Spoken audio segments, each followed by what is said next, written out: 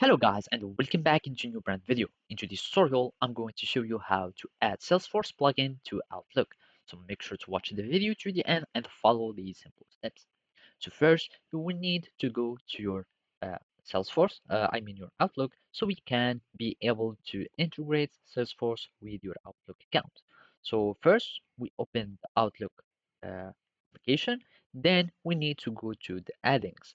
You might find them here at the top if you have some other version of Outlook. So you will need just to go to the application in the add application. After that, you will need simply to search for Salesforce. So here we will find the searching bar, and basically all we need to do is to type Salesforce and search for our integration. So here we need just to wait for these add-ins to upload or to load, and basically it doesn't show yet. And from here, after searching for Salesforce, we will find this application here.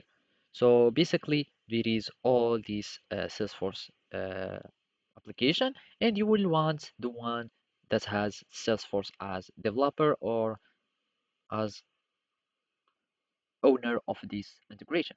And from here, you will need just to click on add, and we click on add here.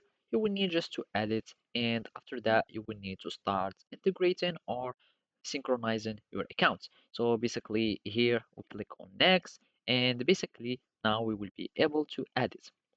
So as you can see now, we can be able to start using our Salesforce integration.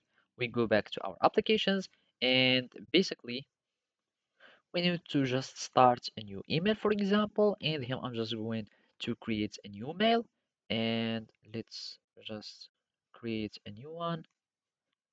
And basically here we need just to choose any mail, and basically and then you will be able to integrate it, and you will need just to synchronize your account, and that's it. So basically this is how you can do it. Thank you for watching, and see you next time.